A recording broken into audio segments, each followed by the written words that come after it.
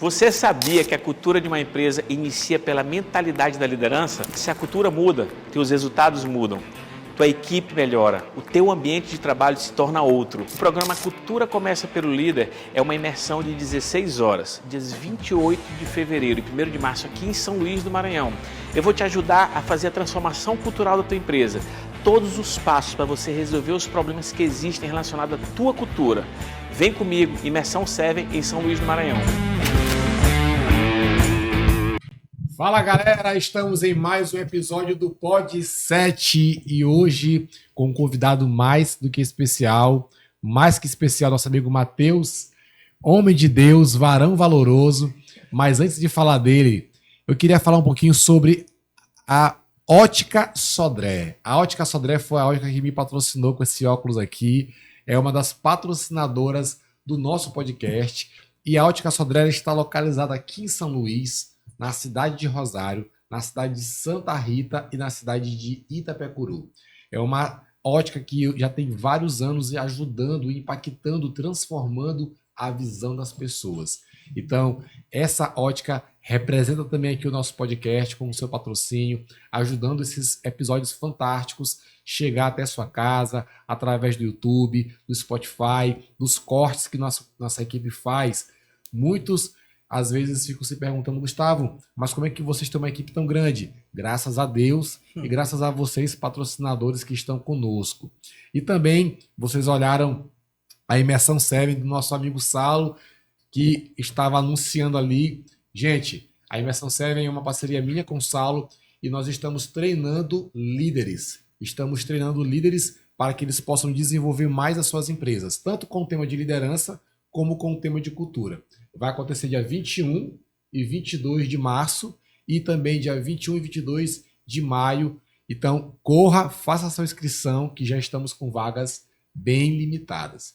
Matheus Mendes. Isso. Matheus, é tantos assuntos que nós temos para falar contigo hoje que eu não sei nem por onde começar.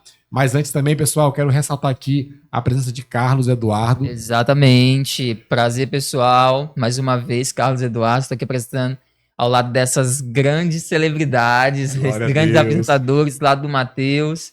Nós estamos aí, vamos falar um pouco a respeito de muita coisa que nos interessa aqui, né? Show de bola. E com nossa amiga Anne Ketula. Muito bom dia, muito boa tarde, muito boa noite. Bem-vindos a mais um episódio do Pod 7. Estamos aqui para conversar com o Matheus, que tem uma história maravilhosa e várias mensagens para dar pra gente. Show de bola. Você que está nos acompanhando aí no YouTube, você que está nos acompanhando no Spotify, agora nós vamos ouvir uma história fantástica. Matheusão, eu sei que tem tantos assuntos para falarmos, mas eu quero iniciar lá do início, lá do começo. Tem uma palavra na Bíblia que diz: eu quero me lembrar daquilo que me dá esperança. Perfeito, é Salonicenses. E eu gosto muito dessa palavra porque muitas vezes nós estamos tão assoberbados de problemas, ansiosos, angustiados, quando a gente para, respira e começa a lembrar das coisas que Deus já fez. É um combustível muito grande para continuarmos. É verdade. Meu amigo, eu quero que você me conte um pouco sobre sua história, sobretudo sobre momentos que podem trazer insights para nossos empresários, empreendedores e as pessoas que estão nos acompanhando. Perfeito. Pessoal, boa tarde, bom dia. Muito prazer estar aqui. É um privilégio muito grande estar compartilhando essa mesa com homens e mulheres de Deus, falando de temas tão maravilhosos, né? Que é propósito, Jesus, coisas boas, né? É sempre bom falar de coisa boa. Então, assim, por mais que tenha muitos temas, eu acredito que o assunto é um só: Cristo. Tudo que a gente faz tem, de alguma maneira, a ver com ele, sempre vai ter que ter, né? Porque é isso que, pelo menos para mim, é o que me move. E vamos falar um pouco sobre esperança, sobre história, jornada, o início, né? Eu me chamo Matheus, eu tenho 23 anos, eu sou hoje acadêmico de medicina, eu tô no 10º período, tô indo agora pro 11º, e eu sou do interior do Maranhão, Pedreiras, e acho que o resumo mais interessante que tem sobre a minha história, além do próprio Jesus, que é quem eu amo e quem me amou primeiro, eu sou um cara da educação.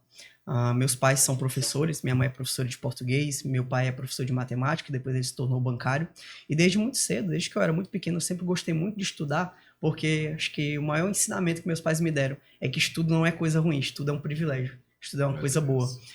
Minha família é uma família que veio do interior, e cresceu, ascendeu socialmente por causa do estudo.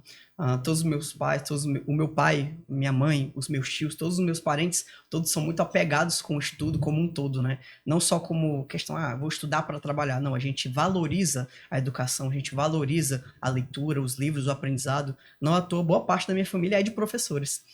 E eu não sei te dizer nem desde quando eu comecei a querer fazer medicina.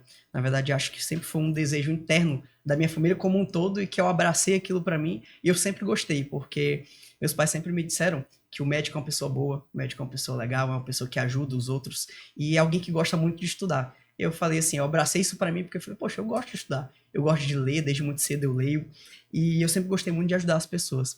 Eu vim do interior para cá em 2015 para poder estudar. Sim. E aí eu passei pela jornada do vestibular e eu aprendi durante o período de estudo para o Enem algo que eu carrego até hoje, que eu vou carregar para o resto da minha vida, na minha faculdade, no meu trabalho, em tudo que eu fizer, em qualquer empreendimento. Que tudo que você faz tem que ter um grande propósito. E esse propósito, ele normalmente não está na gente. Ele, em geral, está no outro. Eu aprendi durante o período de estudo com meu pai me ensinando, na verdade, e minha família como um todo, de que se você vencer, todo mundo vence. Quando eu venço, todo mundo vence. Por quê? No meu caso específico, quando eu vencesse, que era passar no vestibular, naquele caso específico, quem estava vencendo era a minha família como um todo. Quando o meu pai venceu e ele conseguiu me dar oportunidade de estudo melhores do que as que ele teve, ele venceu porque ele conseguiu vencer na vida e eu venci porque eu tive mais oportunidades. Agora que eu estou vencendo e que eu vou continuar vencendo como médico, como empresário, como educador, como professor, que hoje eu sou, todos os meus alunos, pacientes, clientes e todos aqueles que eu puder impactar vão vencer também. Eu acredito muito nisso, que a vitória de um é a vitória de muitos, porque eu acredito que nós viemos para esse mundo para ser luz nele. E quando a luz ela é exposta, ela brilha, ela ilumina todo mundo, sabe? Isso é uma coisa maravilhosa. E assim, talvez o insight mais interessante que eu tenho para compartilhar sempre é sobre o outro. Acho que talvez um resumo bem grande dessa história toda que eu acabei de contar. Porque eu acredito que quando você pensa só em você, você tem uma certa motivação para ir até um determinado lugar. Você consegue se motivar pensando, poxa, eu quero passar no vestibular, eu quero fazer medicina, eu quero empreender, eu quero ganhar dinheiro, eu quero fazer advocacia, engenharia, qualquer coisa que seja. Quando você pensa em você, você fica feliz com aquela ambição. E a ambição lá é importante. Só que qualquer ambição e qualquer vitória que ela não impacte para melhorar a vida de quem está perto, na minha visão, é uma vitória vazia. Eu chamo de vitória estéril. Porque a verdadeira vitória acontece quando você consegue transbordar algo para alguém. Então, se você consegue, por exemplo, crescer intelectualmente, alguém que ouvir aquilo que você está aprendendo vai ser impactado positivamente. Se você enriquecer, a sua riqueza vai servir para você e vai servir para enriquecer as pessoas que estão ao seu redor. E eu não falo isso só sobre família, familiares próximos, pai, mãe, filho, irmão, esposa. Isso aí é o óbvio.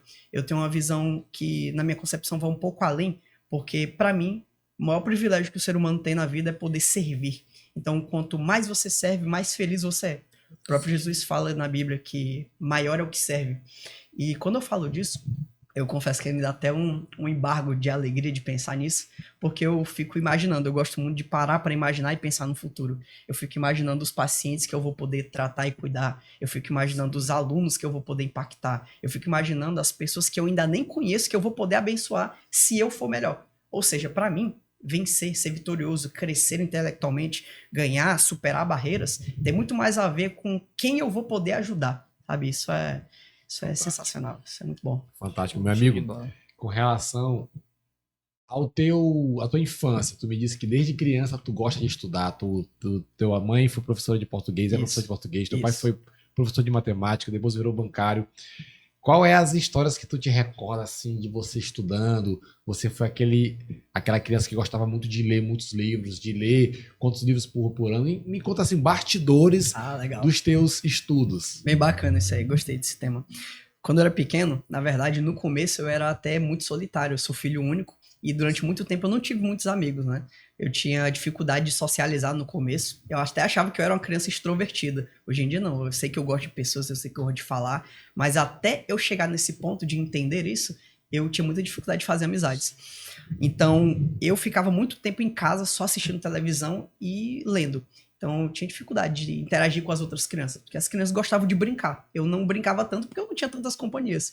Isso começou a mudar um pouco mais quando eu tive mais contato com os meus primos, que eram um pouco mais velhos do que eu, e quando eu conheci alguns colegas de infância, que eu carrego até hoje, inclusive recentemente, um dos meus melhores amigos de infância acabou de casar, parabéns, Edilson, casou esse final de semana, eu tava voltando de lá agora, e quando eu conheci esse pessoal, foi algo que mudou muito para mim, porque quando eu tive mais convivências com eles, porque você me perguntou sobre bastidores do estudo. Eu acredito que o bastidor do estudo, o principal deles, é a questão do crescimento. De novo, parece até um disco arranhado, questão do outro, né? Quando eu comecei a interagir mais com os meus primos e quando eu comecei a fazer mais amizades na escola, inicialmente eu fiz amizades, na verdade, porque eu tirava boas notas. E eu comecei a ensinar para os meus amigos. Eles iam lá para casa, a gente fazia atividade juntos. E aí, a partir daquele momento, eles estavam comigo porque eu estava ensinando alguma coisa para eles. E aí foi quando eu comecei a me soltar um pouco mais, eu comecei a me desenvolver. Eu brinco que eu ensinava matemática, português e história para os meus amigos. Eles me ensinavam a brincar, me ensinaram a jogar bola, me ensinaram a ser um ser mais social. Legal. Então, eu acho que a primeira grande boa lembrança que eu tenho com o estudo é isso. Me trouxe amizades. Não amizades por interesse, mas amizades boas. Inicialmente foi aquele interesse para melhorar na escola, mas depois de um tempo me trouxe talvez as amizades mais verdadeiras que eu tenho até hoje, que são algumas dessas, né, que eu citei aqui. Legal. Show de bola. Matheus, eu queria te fazer uma pergunta que eu acho que, assim, tá dentro da tua vida por inteiro, né? Uhum. Eu vi que tu costuma falar muito de Jesus Cristo, que tu é uma pessoa que tem uma proximidade com Deus. Sim. E assim, eu queria te fazer essa pergunta e sendo bem preciso, né? Como é que foi esse teu conhecimento com Deus, essa proximidade? Como que tu chegou a conhecer Cristo? É engraçado, como eu falei, que Jesus e o estudo tá todo mundo junto Sim. dentro. Na verdade, eu conheci Jesus no cursinho pré-vestibular. Olha. Tinha quantos anos? Eu tinha... Quando eu conheci Jesus de fato foi 2021, então eu tinha 19, mais ou menos. Eu não tô lembrado agora exatamente a data, mas foi 2021, no finalzinho ali. Tava pra fazer 20. E o que acontece é o seguinte, quando eu conheci Jesus de verdade, foi nesse período, mas quando Jesus me conheceu, que eu comecei a sentir ele, foi um pouco antes, foi durante o período de vestibular. Tem um tema que ele é muito sensível para quem estuda, para quem se prepara, e eu digo isso tanto para quem está fazendo concursos públicos, Enem da vida, ou até mesmo para quem empreende, para quem tem grandes desafios na vida. Ansiedade. Nossa, chega perto do peito. Eu sou um cara que hoje eu lido muito bem com as minhas emoções, pelo menos na minha concepção. Só que eu já tive muita crise de pânico. Eu já cheguei em momento de eu ficar nervoso, que minha mão tremia. Na época do vestibular, eu tinha problemas até gastrointestinais quando eu ficava muito nervoso. Caramba. Já teve momentos de eu ter pânico mesmo, assim, de eu ficar paralisado, do meu pai chegar pra mim e falar, Matheus, o que tu tem? Eu falei, não sei. Eu tô assim e eu não consigo me controlar. Tremores essenciais, que a gente chama, né? E eram momentos muito pesados, porque não era uma pressão que os meus pais colocavam em mim. Era uma pressão interna para poder vencer. Eu sempre quis muito dar orgulho para minha família. E o período em que eu estudava para o vestibular era um período muito tenso, porque foi 2020. Então eu estava estudando na pandemia. Eu passei um tempo muito grande, isolado, estudando durante muito tempo. Na verdade, eu confesso que eu aprendi o que não fazer no estudo na época da pandemia, né? E como foi um período muito difícil, muito conturbado, eu tinha muito problema emocional, né? Constantemente eu precisava parar os meus estudos para ficar conversando com as pessoas, porque eu ficava nervoso, eu ficava me tremendo. E eu lembro de uma vez, que é até engraçado, porque minha família toda ela é cristã, né? Só que é um cristianismo que eu conheci, eu gosto de brincar assim, de falar que eu sempre estive com Jesus, mas não estive 100%. Eu já conheci ele desde muito cedo, porque desde os 3 anos de idade, eu estudo no Colégio Batista, lá do interior do Maranhão. Então eu conheci os versículos bíblicos, eu lia versículos na parede, eu ouvia falar de Jesus, mas eu não conhecia ele de verdade. Eu gosto até de brincar que toda vez que eu chegava na escola, tem um versículo que até hoje ele nunca saiu do meu coração. É assim, ensina a criança no caminho que deve andar, e ainda quando for velho, não se desviará dele. Não foi ninguém que me ensinou esse versículo. Tava lá, escrito na parede, então desde que eu aprendi a ler, eu li esse versículo. E quando eu tava nesse período muito difícil, eu lembro que eu falei assim, cara, meus pais, eles me apoiam muito. Eu tenho amigos que eles me ajudam muito. Eu tenho toda a estrutura que eu preciso, não tá faltando nada, não tá faltando comida, não tá faltando acesso a material, não tá faltando uma estrutura. Mas tem alguma coisa dentro de mim que tá me bagunçando, sabe quando parece que tá faltando alguma coisa? E eu lembro que eu até falei uma vez com Deus, eu baixei a cabeça assim na minha cabine, sozinho no cursinho, e eu falei assim, Deus, eu não falo muito com o senhor. Mas, falando agora, eu queria fazer um acordo contigo. Eu queria fazer um acordo contigo para o senhor me aprovar no vestibular. Eu não quero ser favorecido em relação a outras pessoas. Eu não quero que alguém se dê mal para que eu me dê bem. Eu não quero ter super habilidades. Eu só quero uma coisa, que o senhor me dê a estrutura emocional que eu preciso para conseguir passar. Eu quero um dia poder contar isso de uma maneira emocionante e impactante, dizendo que foi o senhor que fez isso. E eu lembro que eu falei assim, Deus, quando eu passar, eu quero cantar aquela música. Quão grande é o meu Deus. Eu quero que as pessoas saibam quão grande é o meu Deus. Aleluia. Isso é uma coisa tão bonita, porque na verdade eu não tinha uma espiritualidade muito forte. Eu tinha fé em Deus, mas não era aquela coisa de conhecer Ele, de ser aprofundado como é hoje. Mas eu já tinha aquela sensação de que eu queria fazer alguma coisa para a glória dele. E foi nesse cursinho, inclusive curso One, eu não tenho nenhum vínculo comercial com eles, mas é um lugar que eu tenho muita gratidão por causa do Henrique Paiva, dono do cursinho. Se ele estiver assistindo, Henrique, eu tenho uma gratidão muito profunda contigo, cara, de verdade. Porque ele foi um cara que me ensinou sobre propósito. Ele, na época do vestibular, ele falou que ele fundou o curso dele porque, na verdade, ele estava numa oração, numa fila de oração, e ele pediu um sonho. E ele disse que Deus deu esse cursinho para ele como um sonho. Então, foi uma coisa que me impactou muito, porque ele falava o tempo inteiro disso nas palestras que ele dava lá dentro do curso, e aquilo ficou na minha cabeça. Propósito. Ter um sonho, fazer alguma coisa para Deus. Isso no momento em que eu não tinha um relacionamento de verdade com Deus, foi o que mudou muitas coisas para mim, sabe? E eu aprendi também que a gratidão é a memória do coração. Por isso que eu faço questão de citar o nome de algumas pessoas aqui, por exemplo. Claro que não dá para citar o nome de todas as pessoas que estiveram comigo, mas à medida que eu vou lembrando, eu vou citando, porque eu faço questão. Para mim, honra é uma dívida. E eu considero que eu tenho dívida com essas pessoas, mas a principal dívida que eu tenho é com Deus. Porque, além de tudo isso, ele de fato me aprovou. De fato, quando eu passei, eu pude falar quão grande era o meu Deus. E ele me retribuiu da melhor maneira possível. Porque um ano depois de eu ter passado, fundaram uma célula nesse mesmo cursinho. E o meu primo, Josenildo II, que inclusive foi um dos caras que mais me influenciou. Ele e aquele meu amigo que eu falei antes, o Edilson. Foram as pessoas que mais me influenciaram para me aproximar de Jesus, porque eles me convidavam o tempo inteiro para estar falando de Jesus. E eles me convidaram para uma célula que ia ter nesse cursinho, né? Que era o mesmo cursinho que eu estudei. E aí, nesse período, eu fui pra lá, e foi quando eu realmente conheci Jesus. E, pra glória de Deus, eu conheci Jesus, que foi a melhor coisa da minha vida. Eu me reconciliei com ele, eu aceitei Jesus pela primeira vez, de verdade mesmo, assim, sabe? Tipo, poxa, agora eu tô entendendo o que eu tô fazendo. Eu ganhei um propósito, porque a partir dali, eu comecei, desde 2021, a ajudar casualmente os vestibulandos. Porque eu tava lá, como único aprovado, porque tava todo mundo no cursinho e eu tinha sido aprovado. Então, vez por outra, eu tinha a oportunidade de falar. E eu lembro que as coisas que eu mais falava é, isso vai passar, isso vai dar certo, você vai conseguir, você vai glorificar a Deus depois que você passar.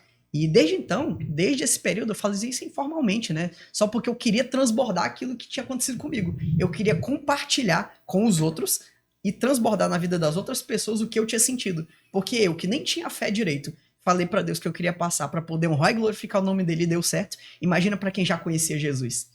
E aí é o momento que eu vou tentar não me emocionar e tentar ser bem sucinto, porque foi nesse período que eu conheci a minha namorada e minha futura noiva, futura esposa, Maria Eduarda, lá nesse cursinho. Inclusive, ela orava por mim, porque ela era amiga do meu primo e meu primo orava para que eu conhecesse Jesus. Aí eu até brinco com ela, tá vendo? Tu orava pelo teu marido, tu nem sabia. E foi um período de muitas bênçãos assim na minha vida, e tudo a ver com o estudo, porque olha o ambiente onde eu tava. Eu tava num ambiente onde eu prometi para Deus que eu queria honrar ele. Ele me honrou com aprovação, com propósito, com uma profissão agora, na verdade, né, de ensino de vestibulandos, com uma futura esposa e com uma família, uma legião de amigos que eu carrego de lá para cá até hoje. Então, cara, que fantástico. Deus é muito bom. Isso é a grande evidência de que os ambientes que nós estamos, eles são uma influência para nós, né? O ambiente que você está, onde que você se coloca, onde que você se posiciona, é o ambiente que vai te transformar daqui a um tempo. Eu estava acostumado a dizer que o contato que nós temos com as 5 pessoas, elas refletem em nós, né? Essas 5 pessoas refletem em nós. Então, assim, a gente precisa, o jovem hoje, eu acredito, precisa se colocar em lugares onde ele vai crescer, onde a sua espiritualidade vai crescer, onde as pessoas que estão ao seu redor, elas irão, através, né, de ser usadas por Jesus, para que elas sejam intermédios na tua vida, e assim você consiga ser uma pessoa melhor, ser um cristão melhor, ser uma pessoa em sociedade, uma pessoa civil melhor. Então, eu acredito que isso não é só desejo dos pais, mas desejo de Deus, né? que você se coloque em lugares, né? É que nem nossa mãe fala, né? Diz com quem tu andas que eu direi quem tu és. Aham. A frase que o pessoal costuma falar. Então, exatamente assim, nós precisamos nos colocar em lugares onde nós iremos crescer, onde Deus fará, as pessoas farão, né, a diferença na nossa vida e nós iremos crescer. Glória a Deus, é Glória a verdade. Deus. Eu considero que o ambiente é uma coisa muito importante, porque o ambiente ou ele te eleva ou ele te afunda. Sim. Você estar no ambiente certo faz toda a diferença para você crescer ou você estagnar na vida. Sim. Glória a Deus. E, inclusive, falando de estudo, é um assunto que eu gosto muito, até porque nós também trabalhamos com educação. Uhum. E eu sempre que converso com uma pessoa que gosta de estudar, eu gosto de perguntar qual é os métodos que ele utiliza. Legal. Ainda mais que você também é professor, que você ensina métodos. Se tu fosse compartilhar alguns que sejam assim básicos para uma pessoa que quer, por exemplo, aprender a ler. Porque Sim. muitas pessoas sabem ler, mas não tem aquele método de conseguir ler todos os dias. Sim. Eu sou professor de oratória. Ah, legal. E uma das perguntas que eu mais ouço é: Gustavo, eu sei que ler vai me ajudar, mas eu não consigo ler. Entendi. Eu não consigo ter um hábito, uma rotina de leitura. Qual dica que tu daria para uma pessoa dessa? Legal, muito boa pergunta. É interessante porque o estudo, ele não é uma coisa específica só do estudante. Eu considero que hoje em dia todo mundo é o estudante de alguma forma. Sim. Porque às vezes eu acho que as pessoas restringem muito o estudo àquele negócio de sentar a bunda na cadeira, ler um livro para poder fazer uma prova. Hoje em dia todo profissional é um estudante porque nós somos trabalhadores intelectuais. Hoje em dia a gente não trabalha mais com os músculos, a gente trabalha com a cabeça. Isso é a grande maioria das pessoas. E eu considero que a dica mais importante e que para mim foi o que fez mais a diferença, para qualquer crescimento intelectual, o primeiro passo é o autoconhecimento. Por quê? Porque eu gosto de falar de maneira até um pouco polêmica que no Brasil hoje a gente não tem um sistema educacional, a gente tem uma indústria da reprovação. É uma indústria que te diz o tempo todo que tu tá errado e fala que o tempo todo você tem que seguir um determinado padrão. Só que de verdade, quem é que vive um padrão? Não existe padrão. Tem a Anne, tem o Carlos Eduardo, tem o Gustavo, tem o Matheus. Como é que eu vou botar para 4 pessoas completamente diferentes fazerem as mesmas coisas? Uma coisa é a gente avaliar uma prova com base naquilo que é. Vamos dar a mesma aula para todo mundo e vamos botar todo mundo para resolver a mesma prova. E se tu tirar uma boa nota e eu tirar uma nota ruim, significa que você é inteligente e eu sou burro?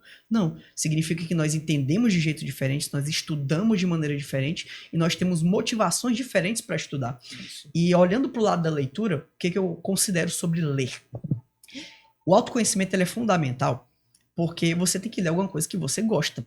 E eu acho que você só descobre aquilo que você gosta se você experimentar. A pior coisa que existe é você fazer alguma coisa por obrigação. Eu, por exemplo, eu já cheguei a ler, sei lá, 19 a 20 livros por ano, às vezes até mais. Hoje em dia eu tô lendo um pouco menos, só que eu leio leituras mais selecionadas. E para mim o que foi mais fundamental foi eu entender o que era que eu gostava.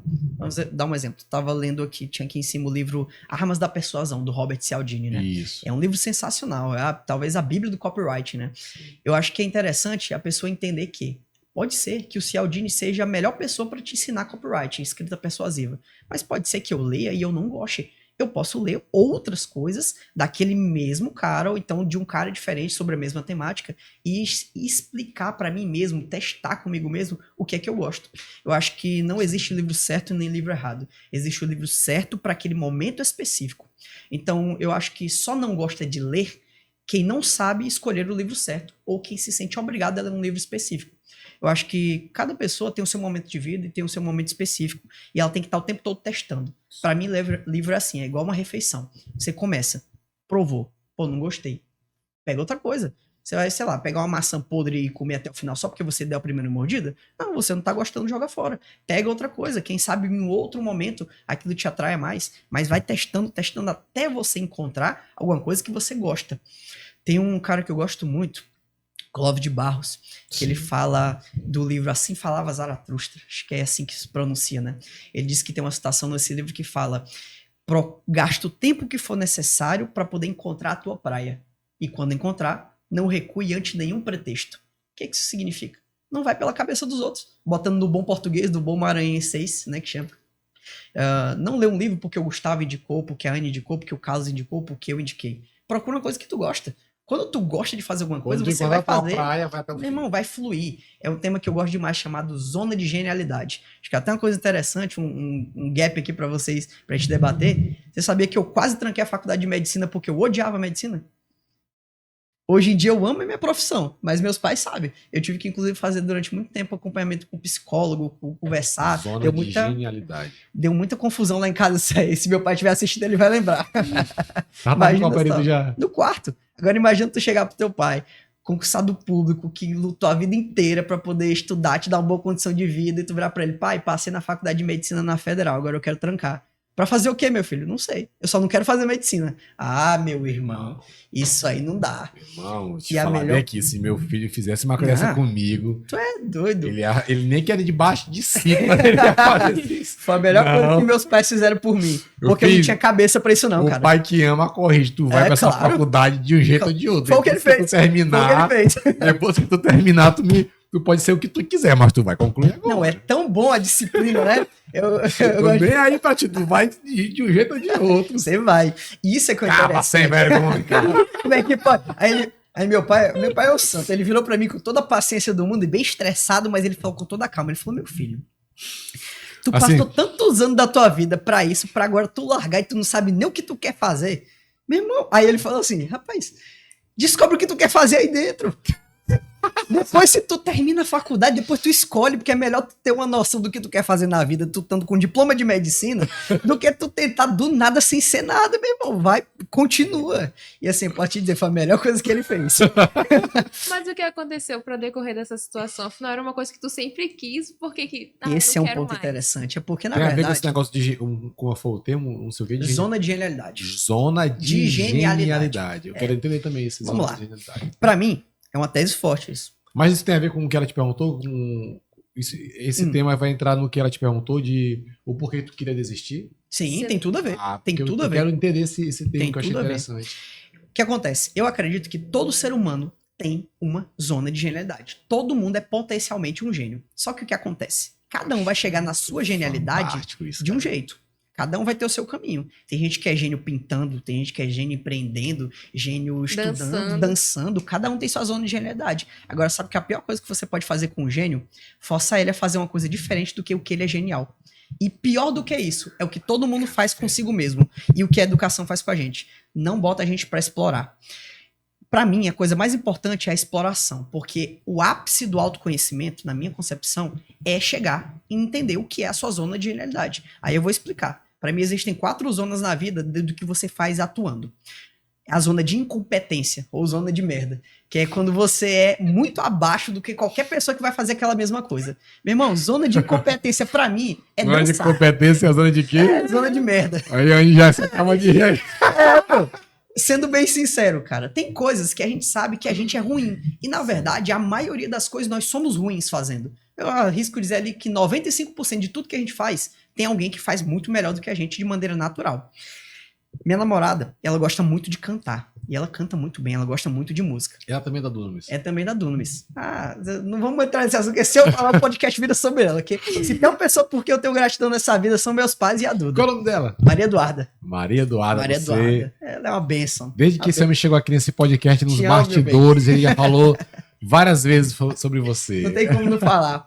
E aí o que acontece? Ela gosta muito de Glória a música. Deus. Pra mim, música é completamente, eu sou um zero à esquerda. Eu sei teoria musical, porque meus pais até tentaram me incentivar, eu sei tocar violão, eles me botaram pra estudar, mas eu sou muito ruim, não é do meu feitio, meu dedo é duro, eu não tenho ritmo, eu não gosto de cantar, minha voz é desafinada pra cantar, então é uma zona de competência. Sabe o que eu faço com a minha zona de incompetência? Eu fujo, ou então eu trato como hobby. Agora eu não posso querer ser musicista, eu não posso virar agora pro líder de louvor da minha igreja e falar, ei, eu quero entrar no ministério de louvor. Cara, não rola, não é o meu ponto, não é aí que eu vou. Dança também não é comigo, então esquece, a gente vai por eliminação.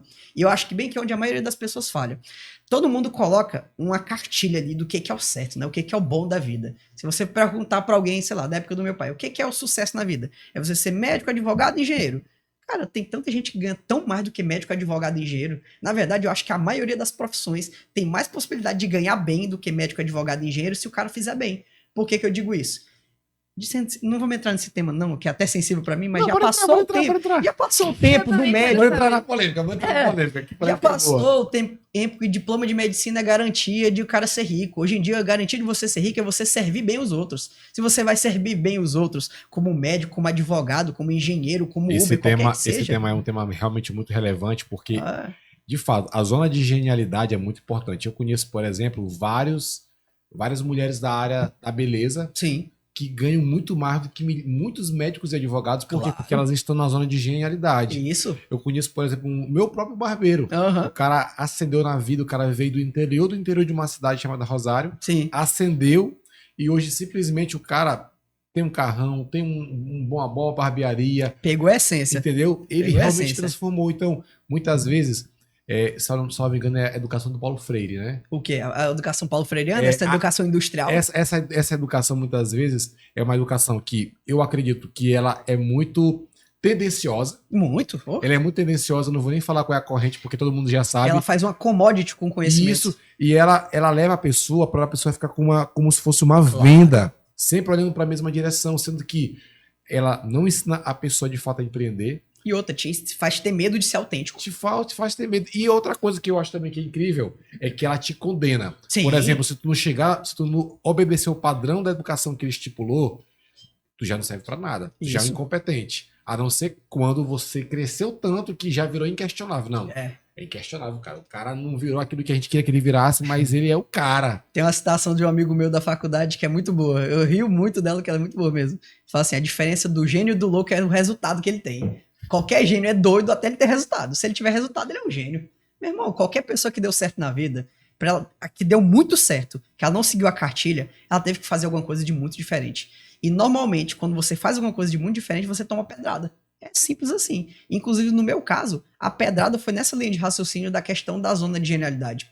Até dando continuidade, né? Porque tem a zona de incompetência. Aí tem a zona de mediocridade, que é onde a maioria das pessoas tá. E tá tudo bem você ser medíocre. Medíocre não é ruim. Medíocre significa que você tá na média. Ok. Eu considero, por exemplo, eu tô na média em muita coisa. Sei lá, cozinhar. Eu gosto de cozinhar. Eu não sou um grande cozinheiro, mas eu cozinho bem. Então, eu tô na zona de mediocridade aí. Sei lá, cortar cabelo. Eu sou incompetente. Agora, sei lá, fazer compras, fazer conta, fazer planilha, essas coisas básicas de organização, eu não sou nenhum gênio, mas eu sou medíocre, ok. E aí, muita gente fica estagnado na zona de mediocridade, porque justamente é o que acontece com o profissional médio, né? O profissional médio, ele se forma, pega o seu diploma, e ele tá acima da média das pessoas que não fizeram faculdade, porque ele tem um diploma. Mas ele entra pro mercado de trabalho, e aí? Pega um administrador de empresas. Quantos administradores de empresas tem no Brasil hoje? Quantos advogados médios tem hoje no Brasil? Quantos engenheiros civis tem? Tem até brincadeira, né? Que é a uberização da profissão. Que, o pessoal gosta de brincar, o engenheiro civil virou Uber. Cara, não é que o engenheiro civil virou Uber. O cara que é medíocre, ele vai sempre ter que sair da sua zona de influência para fazer outras coisas. Não que você ser Uber seja ruim, muito pelo contrário. Mas você passar 5 anos na faculdade e você não atuar na sua área, significa que você está sendo medíocre. Por quê? Ou você foi medíocre na escolha da sua profissão anterior, da sua faculdade, ou você está sendo medíocre em ser um bom profissional naquela área. Isso. E isso é o que vai acontecer com qualquer profissional que não se inovar. Hoje em dia, no Brasil, no Maranhão, tem quase 19 faculdades de medicina. Tu acha que se eu for um médico comum, que só segue a cartilha normal, eu vou ter sucesso na vida? Eu vou ser um cara medíocre. Mas o cara ganha 10 mil reais. Tá, mas eu não posso basear a minha média com base nos outros. Eu tenho que basear no meu potencial. Se eu tenho potencial, sei lá, para fazer 50, 100 mil reais, se eu faço 10, eu sou medíocre. Aliás, eu sou abaixo da média. Ou seja, cada um tem que se medir conforme a sua própria regra. Perfeito. Que é outro problema que eu vejo muito grande na educação freiriana. Como é que o cara quer medir todo mundo do mesmo jeito? Mas ele não tá nem aqui para se defender, então vamos deixar o cara de lado. E Não fica futucando não, né? E assim, isso é interessante porque isso por muito tempo, e eu também não julgo, mas por muito tempo foi impregnado na mente dos pais, né? Sim. Porque hoje em dia, por exemplo, há muitos pais que imaginam que o filho precisa ter uma profissão, nossa, sensacional, Nobre, né? sensacional, que tu tem que ser isso, porque isso é bom frente a muitas pessoas, tu tem um status bom. Sim. Mas às vezes o jovem, ele quer seguir uma profissão que ele gosta. Exato. E aí entra aquele conflito entre pai e filho, né? Do pai querer uma coisa, sonhar talvez o que ele não conseguiu Sim. no filho, Sim. e o filho não querer esse objetivo. Com certeza. E isso é uma coisa acaba, terrível. isso acaba destruindo um pouco Do relacionamento. do relacionamento, às vezes até da trajetória do jovem, da né? autenticidade do Exatamente. jovem. Isso é muito importante. De como cara. ele vai querer buscar aquele conhecimento, buscar ser um profissional, porque às vezes ele não tem apoio até dos pais, né? Sim. E eles sim. ficam receosos. Poxa, se eu fazer isso, meu pai vai brigar comigo. Se eu fazer isso, minha mãe vai brigar comigo. Então, assim, isso é importante sempre a gente trazer essa mensagem para as pessoas, Uhum. porque às vezes isso vai despertar na pessoa, poxa, isso de fato é verdade, porque eu sou bom em alguma coisa e eu posso investir nisso para que eu possa conseguir ser Carlos, melhor ainda. A verdade é que todo mundo é bom em alguma coisa. E esse assunto é tão sério porque quando os pais têm essa crença limitante de entender que só algumas profissões são sinônimas de sucesso e o filho não segue essa profissão, os próprios pais começam a, de forma talvez subliminar, né? De forma subliminar, desestimular a criança ou desestimular o jovem, porque a pessoa começa a ficar simplesmente, poxa, cara, eu não consigo ser isso, eu não consigo ser isso, eu não consigo ser isso, então eu vou ser um fracassado.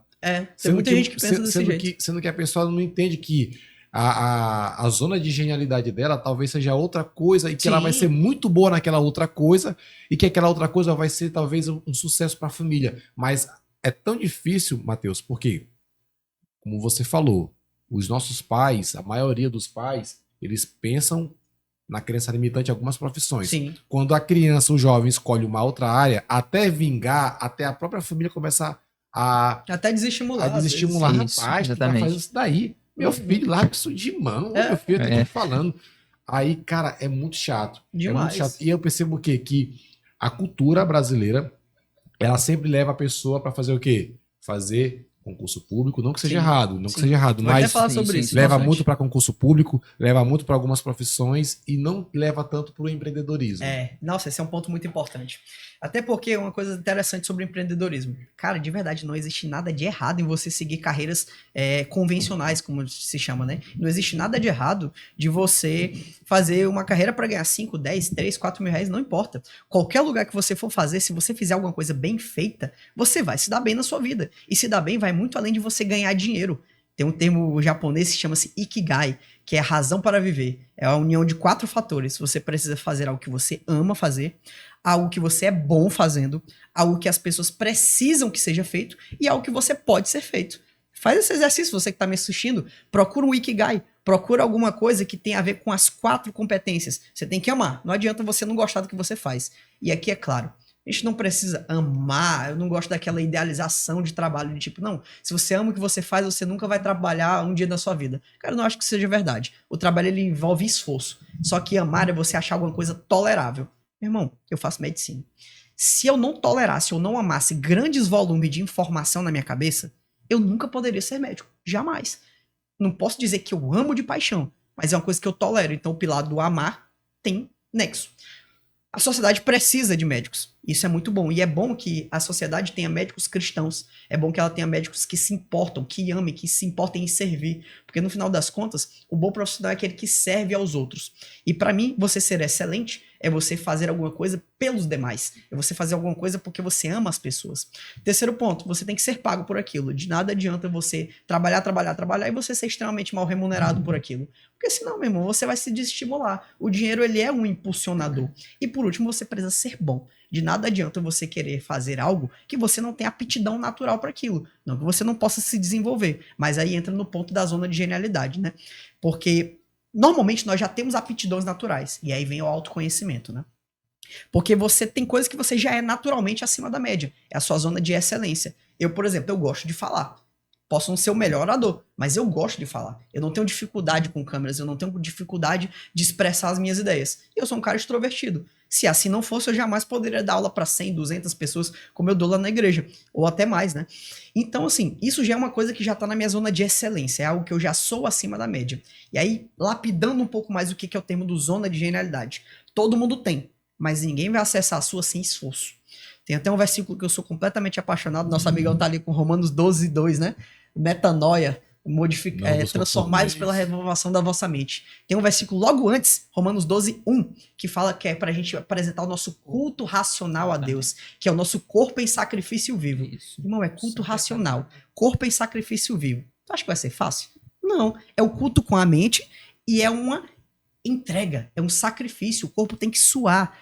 Deus fala para Adão lá no Gênesis que Adão vai comer agora o pão com o suor da testa dele. Então ele tem que suar. Ou seja, você já tem as suas aptidões naturais, que aí você vai fazer o crivo, né? O que eu sou bom? Eu sou melhor falando? Eu sou bom com pessoas? Eu sou bom gerindo dados? Eu sou bom liderando equipes? Então aí já tem a sua zona de excelência, o que você é bom acima da média. Só que aí você tem que pegar aquelas coisas que você já é acima da média E aí você vai botar energia em cima daquilo. Quando você bota energia acima daquilo, aí você começa a ser genial. Eu acho que genialidade tem tudo a ver com maestria. E não existe maestria sem anos e anos e anos de prática. Eu, por exemplo, desde pequeno tenho aptidão para estudar. Agora me diz de que ia adiantar eu ter resistência de estudo se eu não tivesse anos de dedicação.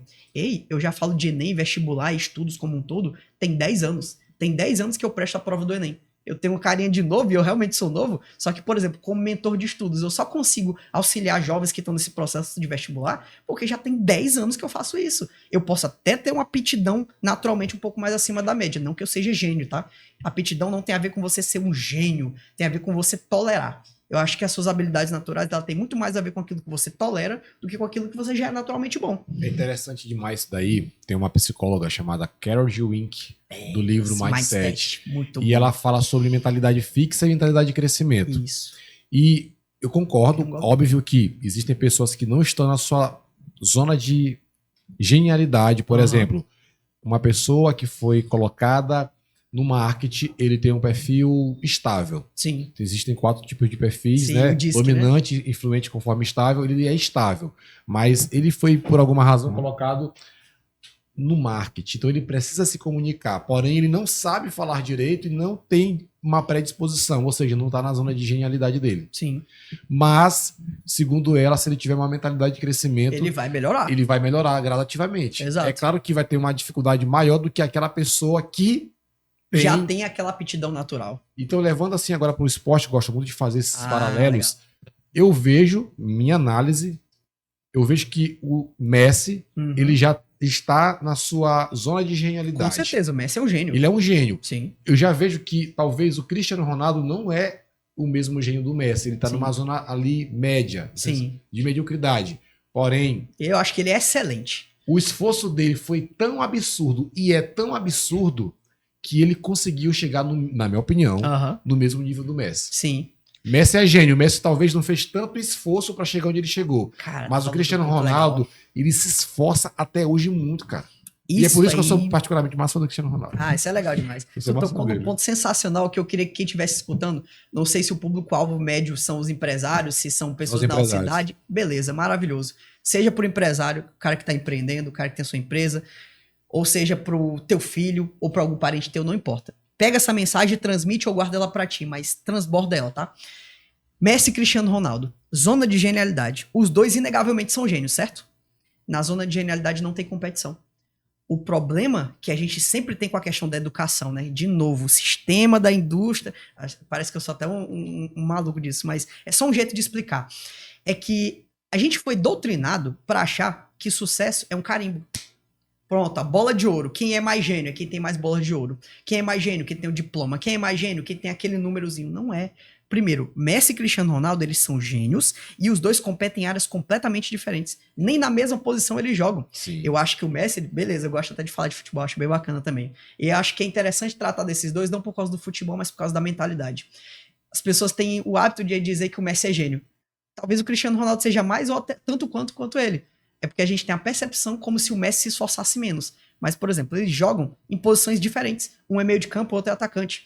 Um parece ter se esforçado mais, mas ninguém sabe como é o bastidor do Messi, por exemplo. Ninguém sabe o quanto o Cristiano Ronaldo já tinha aptidão natural. Eu acredito que os dois já têm uma aptidão natural acima da média, porque senão não seriam nem jogadores de futebol. Só que aí é onde entra a questão da zona de genialidade. Eles não são concorrentes. Um é um atacante, o outro é um meio-campista. São coisas diferentes. Para mim, empresário bom, empresário genial, ou qualquer profissional que seja, não existe competição para esse cara. E também interessante. Porque cada um tem suas habilidades específicas. Por exemplo, eu quero ser oftalmologista. Eu falo sem medo de errar. Não existe concorrência em oftalmologia para mim. Ah, mas tem o HRO, tem tantos médicos formados antes de ti. Beleza, mas nenhum deles tem o meu background, as minhas crenças, o meu jeito de falar. Cada um se conecta comigo de uma maneira diferente. É diferente, cara. Tu, por exemplo, é fã do Cristiano Ronaldo. Eu gosto mais do Messi. Sim. Agora me explica por quê. Não tem motivo nenhum. Sim. A realidade é que os dois atingiram um patamar gigantesco onde só o natural não é o suficiente. Esses caras são extremamente disciplinados. E essa é uma desmistificação que eu acho importante para tudo que a gente vai fazer de trabalho e de ética de dedicação na vida. O talento natural, ele te leva até um determinado lugar. Mas a partir daquele patamar, para você atingir o genial, tem que ser esforço brutal. Tem um livro chamado O Milagre da Manhã, do Hal Herod. Isso. Ele fala que a equação do milagre, esse é muito bom. A equação do milagre é uma fé inabalável e um esforço extraordinário. Napoleão Hill também fala muito sobre Napoleão isso. Hill. É muito bom, cara. Isso é sensacional. Não, e eu acho interessante porque, por exemplo, a gente levando para a parte comercial, a nossa empresa era muito dessa cultura de vendas. Sim. E eu gosto muito de ser aquele líder que não fala vai. Eu digo vamos. E eu Sim. gosto de mostrar o exemplo. E a gente tem um nível de prospecção ativa por dia muito alta.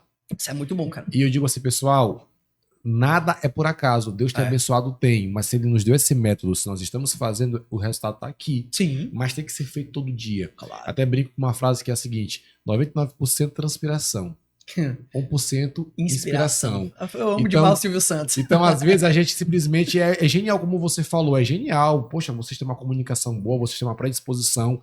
Mas para nós sermos fora da curva, nós temos que fazer o fora da curva. Com certeza. E eu conheço alguns empresários, por exemplo, aqui já passou nessa mesa vários empresários de sucesso, Sim. e eu percebo algo diferente, porque alguns realmente têm o tato, têm uma predisposição para empreender. Uhum. Mas todos eles que tiveram sucesso se esforçam até hoje.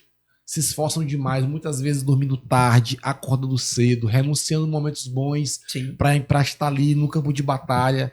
Então, às vezes, a gente vê uma pessoa chegando no sucesso, a gente imagina o quê? Não, cara, ali foi sorte. É esforço, né? É esforço, dedicação, é renúncia. Demais. É um trabalho constante. Uhum. Cara, tu falou disso aí, é um tema que eu acho sensacional. Porque, por exemplo, eu venho de uma família onde o trabalho é muito valorizado, onde o esforço é muito valorizado. Meu pai já chegou em períodos da vida dele onde ele trabalhava 14 horas por dia. Quando eu nasci, nos meus primeiros 8 anos de vida, meu pai trabalhava de manhã no banco, de tarde no banco e de noite dando aula. E eu nunca vi na minha vida meu pai reclamando de trabalho. Eu nunca vi meu pai reclamando de cansaço. Eu acho que ele é a minha maior inspiração. Inclusive, pai, eu tenho certeza que o senhor vai assistir, porque meu pai, acho que eu sou o maior fã dele, ele é meu maior fã. Ele vai pegar esse link e vai mandar pra todo mundo, ele é demais. Só que pra mim, o maior exemplo que esse homem deixou pra mim, pensa num cara que trabalha. E ele trabalha com gosto, porque pra ele trabalho é privilégio. O esforço é privilégio. Você se esforçar, você se empenhar, é você dar o seu melhor o tempo inteiro, sabe? Porque não como se aquilo fosse uma coisa ruim, como se você fizesse por obrigação. Ele sempre me diz assim, meu filho, se você faz uma coisa por obrigação, você vai fazer mal feito. Se você faz alguma coisa porque você gosta de fazer, você tem uma tendência maior a fazer bem feito. E eu tive que ler muitos livros para achar a mesma teoria do que ele já tinha me falado. Essa teoria das zonas de genialidade de uns livros dos Estados Unidos que eu já li aí, de alguns cursos que eu já fiz. Só que eles têm a mesma essência do que meu pai falou. Trabalha, dedica, bota esforço, bota empenho. É bom demais. Já que o assunto está na questão de falar sobre esses ensinamentos de livros, eu também gosto muito de ler livros. Uhum. Eu até ano passado coloquei uma meta muito absurda. Não consegui, eu queria ler 66, não consegui. Li um pouco menos. Mas algo que eu já percebi com relação à leitura. Os autores, eles parafraseiam a palavra de Deus. Sempre. Eles parafraseiam provérbios, eles parafraseiam a Bíblia. É. A Bíblia é um compilado de livros, de 66 livros, Antigo e Novo Testamento. E muitas vezes eu tô lendo aqui um livro, eu falo, não, brincadeira, cara. Brincadeira, né? Salomão já falou isso lá em Provérbios tal. Ah, cara, pelo amor de Deus, o cara pegou a palavra, botou aqui no chat GPT e disse. Coloquei outras palavras. Puxa. Então, assim, a gente vê que nada... vai entrar na seara boa. Porque, assim, Deus, ele, de fato, a Bíblia fala que ele é onisciente, onipotente e onipresente. Sim. Sabe? Eu digo que eu, particularmente, todo dia falo de empreendedorismo no Instagram. E eu sempre levo provérbios, eu sempre levo salmos, eu sempre levo alguma história de algum rei. Então, assim, por exemplo, Jetro chega para Moisés e diz, Moisés, você está cansado, está assoberbado, delegue. Nossa, é o conselho de Jetro da delegação, isso é sensacional. Não, delegue funções, estipule líderes para te ajudar. Isso aí é gestão, isso aí é gestão organizacional pura. Então a Bíblia, ela é essencial. Sim. Vamos entrar nesse tema aqui agora, porque eu gosto até de brincar, até falei com vocês antes. Se for me definir numa coisa, não é acadêmico de medicina, não é empresário, não é professor. Tem uma coisa que eu sou, é um apaixonado pela palavra de Deus. Todo o resto eu acho que é consequência disso.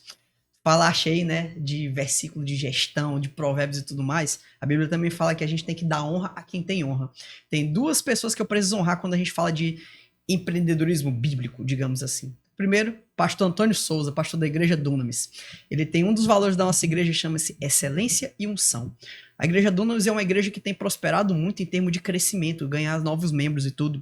E não há dúvida alguma de que exista muita... Eu sou fã daquele cara. Assim. Cara, não, eu sou fã demais. Pastorzão, sou muito seu fã, você sabe disso. E assim, a gente tem a unção de Deus, que é Deus botar a mão e abençoar e o Espírito Santo tá presente. Só que é uma coisa que ele sempre fala, não existe como você caminhar com unção sem excelência. A responsabilidade tem que ser o dobro da honra. Ou seja, se você é honrado, a responsabilidade tem que ser o dobro. Nada funciona sem organização. Ele falou pra mim isso uma vez e nunca saiu da minha cabeça. A responsabilidade. Nada funciona sem organização. Não, ele falou, a responsabilidade é o dobro da honra. A responsabilidade é o dobro é da o honra. dobro da honra. Exato. Ele disse porque é o seguinte, se Deus está abençoando a igreja para ela crescer, então nós temos que ser o dobro organizado. Não é porque Deus está botando a mão e multiplicando que nós temos que ficar de braços cruzados e esperar que tudo dê certo. Ele é um homem que trabalha muito e se organiza muito e ele cobra muito da liderança para que nós sejamos organizados. Ou seja, excelência e unção. Aí tem tudo a ver com zona de genialidade, né? Você tem a bênção de Deus e todo mundo tem a bênção de Deus para alguma coisa, tá, gente? A bênção de Deus é irrevogável. Ele dá, inclusive, acho que é em Hebreus que fala isso, que os dons são irrevogáveis, os dons e os talentos. Então, cada um recebeu um dom e um talento. Resta você escolher se você vai esconder ou multiplicar, mas todo mundo recebeu um talento. Ou seja, esse talento é o que te coloca acima da mediocridade e te faz ser excelente. Só que para você multiplicar o talento, você tem que botar esforço, excelência, dedicação, organização, responsabilidade. Aí isso é multiplicar talento. Então, esse é um ensinamento muito importante que o pastor Antônio deixa pra gente. São vários, né? E o outro, Saulo Prazeres. Grande Saulo, teu sócio, meu grande amigo, irmão, grande Saulo. Tamo junto, Saulo. Homem de Deus. Homem de Deus. Ele foi meu professor no curso de liderança bíblica da igreja. E ele... Tudo que ele falou, de gestão, cultura, visão, tudo que ele falou naquele curso, sempre tinha um versículo. Tem um versículo que eu nunca vou esquecer que tá em Provérbios, que ele fala que onde falta visão, o povo padece. Olha que princípio de gestão maravilhoso. E ele falou isso para poder falar sobre cultura. Gente, que coisa sensacional. Ele é um homem que aplica de fato na vida aquilo que ele fala. Cultura é fantástico. E aí, a gente falando, né? Vamos falar de Bíblia, vamos falar dos ensinamentos bíblicos. Eu acho muito interessante, porque eu sou um cara que eu gosto muito de ler. Eu acho que eu já li nos últimos anos, sei lá, mais de 80 e poucos livros. São muitos livros, eu gosto muito de ler. Só fazendo um parêntese, porque eu sou muito curioso com relação a esse tema. Como é que tu faz? Tu tem uma rotina muito forte. Sim. Quais são os horários que tu lê? Quantas páginas tu lê? Ou tu lê, por exemplo, caiu o Joel J, que é um cara que lê demais. Ele fala que ele lê de manhã 30 minutos, de tarde 30 minutos, de noite 30 minutos. Uhum.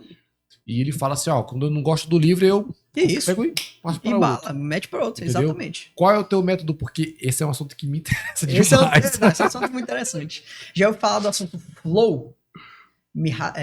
Como é o nome do cara, eu sempre esqueço porque o nome dele é muito difícil. É o Mihaly Csikszentmihalyi, eu não lembro agora, mas é Flow. É o livro mais famoso que tem sobre o assunto.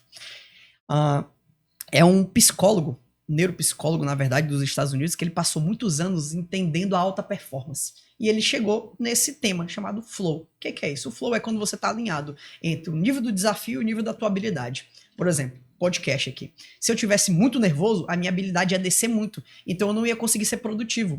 Se isso aqui me deixasse muito tranquilo, ou seja, não tivesse nenhuma câmera, não tivesse uma responsabilidade com o que eu tô falando, eu ia ficar entediado e eu não ia produzir bem. Agora eu tô aqui, tranquilo, calmo, consegui conversar com vocês, conectar, estamos falando de temas interessantes, mas mesmo assim tem a pressão de estar na frente de uma câmera, a pressão de que se eu falar alguma bobagem eu posso envergonhar o nome de Jesus. Então tem esse equilíbrio entre tensão e relaxamento. Quando você tem esse equilíbrio entre tensão e habilidade, entre ansiedade e habilidade, você chega na zona de flow. O que é isso? É quando você entra em fluxo, onde seu cérebro começa a ficar relaxado e você ao mesmo tempo está relaxado, mas está produzindo.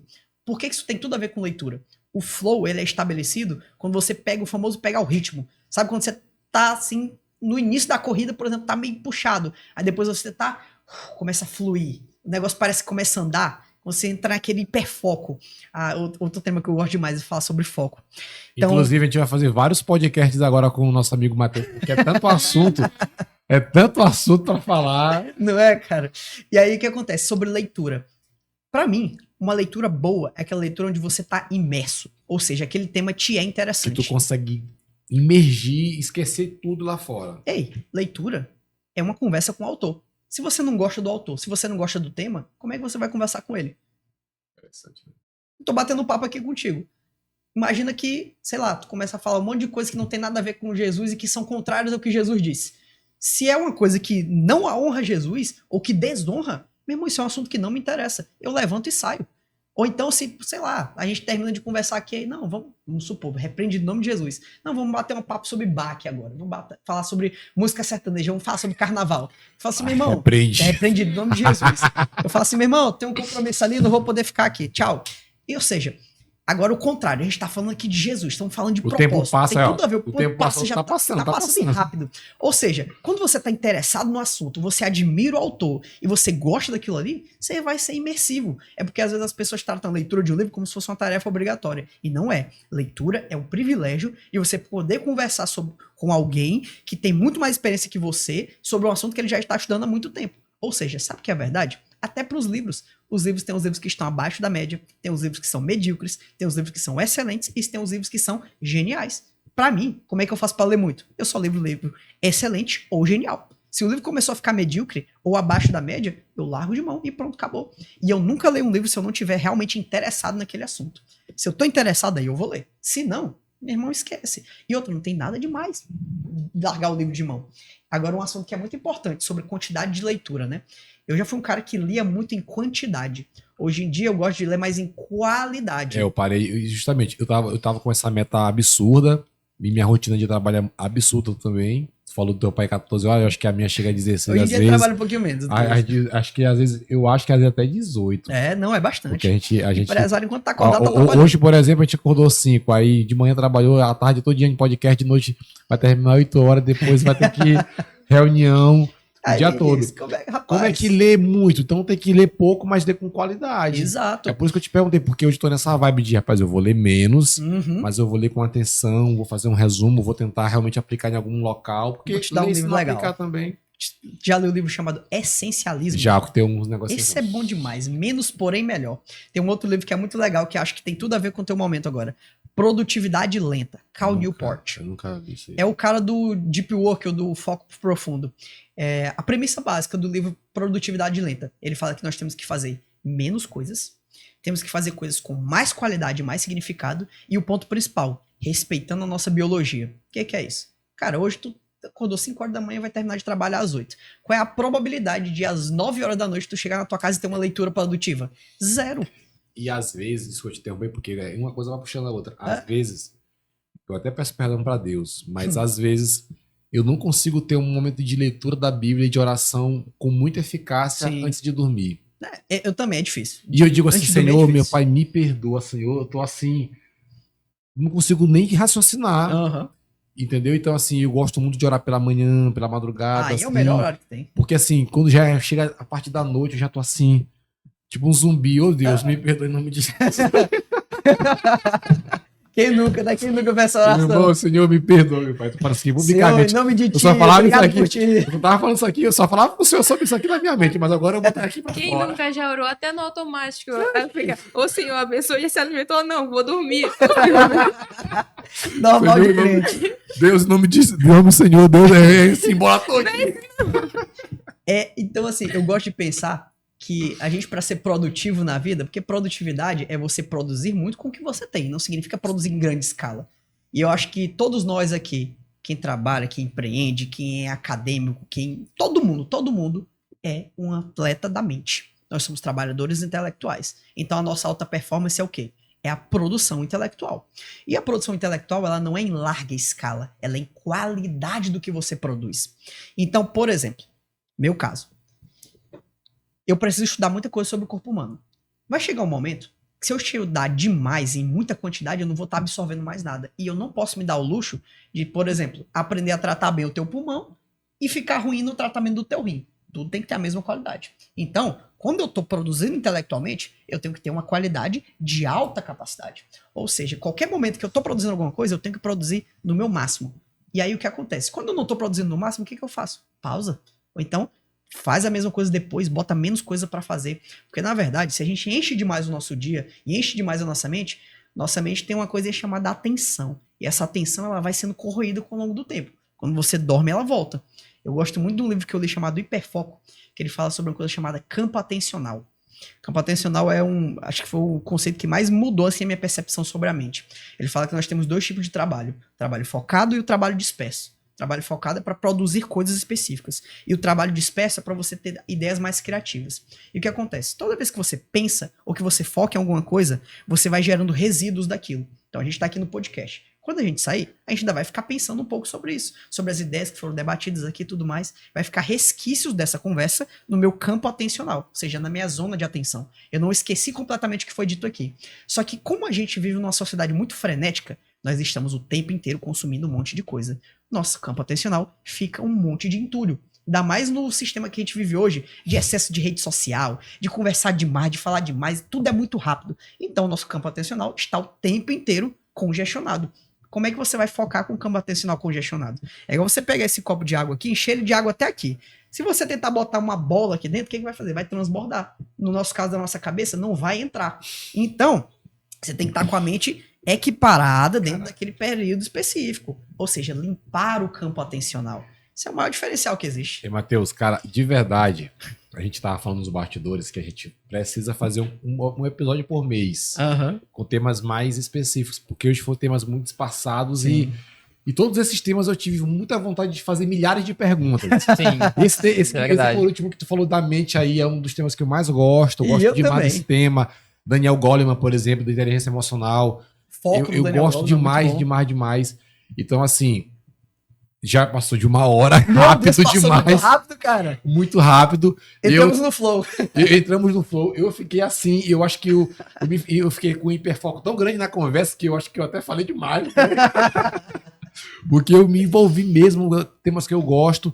E assim, vai ter outros episódios com o Matheus. Glória se a Deus. prepare. Pra glória de Deus. Se prepare, porque quando a gente traz um especialista que tem vários assuntos, eu acho que seria bom tu realmente focar nisso, para trazer tanto para o nosso público quanto para o teu. Legal. Certo? Legal. E assim, para nós encerrarmos, se tu pudesse dar um recado para aquele jovem que não conhecia Jesus. Boa. Bom ponto. Esse é muito bom. O que tu diria para ele hoje que tu já tem uma intimidade com Deus? O que tu diria para aquele jovem que não sabia nem quem era Jesus? Cara, vou te falar uma pra coisa. nós encerrarmos, o que tu falaria para ele? Olhando para ele, digamos que tu voltou no passado. Boa. Tá na frente de Mateus. Tá aí, eu vou falar como se eu estivesse falando para mim mesmo. Isso, olhando para de aquela maneira bem câmera ali, sintética. O que tu tá procurando, esse vazio que não é preenchido por nada, é Jesus. A Bíblia fala que Deus colocou um infinito no coração do homem, e esse infinito ele só é preenchido por Cristo. O que acontece é que todo sucesso na vida sem Jesus, ele é só vaidade. Ele não é sucesso de verdade. O sucesso verdadeiro, o crescimento de verdade e a felicidade genuína, eles residem no fato de você amar a Deus sobre todas as coisas e amar o teu próximo como a ti mesmo. Às vezes o que está te faltando não é mais informação, não é mais bens, não é mais sucesso. O que está te faltando é transbordar um pouco mais de amor que tu tenha dentro de ti para as outras pessoas, para fazer a vida das outras pessoas melhor. Só que a fonte de todo o amor é o próprio Jesus. A Bíblia fala que Deus é amor. E a maior verdade que existe é que Cristo, ele transforma. Não é jargão, gente. Cristo transforma significa que ele transforma todas as áreas. Eu pedi para Jesus entrar na minha vida só por causa do vestibular. Ele me trouxe aprovação, me trouxe um trabalho, me trouxe propósito, relacionamento, uma vida feliz, estabilidade emocional, crescimento e principalmente me trouxe um propósito. Jesus é tudo. Cristo para mim é tudo. Glória a Deus, meu irmão. Show de bola, show de bola. E eu gostei demais. Muito prazer, pessoal. Foi uma bênção. Foi aí, Mateusão, parabéns. Superou nossas expectativas. É verdade. Eu gostei demais. E esse episódio tá incrível. Cara, pessoal, que Deus abençoe vocês. Até o próximo episódio com o nosso amigo Matheus. Com certeza vamos ter vários aqui com o Matheus, porque ele já vai fazer parte da nossa família também. Até a próxima. Valeu! Valeu! Tchau, tchau!